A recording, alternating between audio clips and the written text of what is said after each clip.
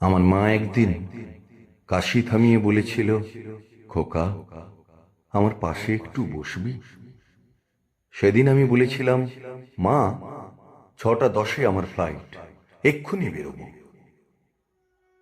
আজ আমি একা 20তলার ডাইনিং টেবিলে। কেউ আমাকে খেতে ডাকে না, কেউ বলে না একটু ভাত দি। ডাইনিং টেবিলে বিড়াল বসে থাকে, থাক।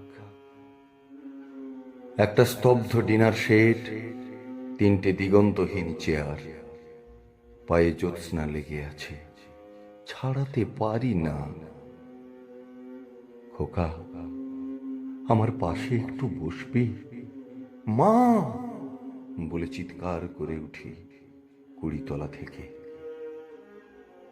কথাটা কি আজ আমি রোরোকে বললাম? কি হবে বলে? কোনোদিন ওর কাছে যাবে না। তাছাড়া কথাটা আমারও নয়।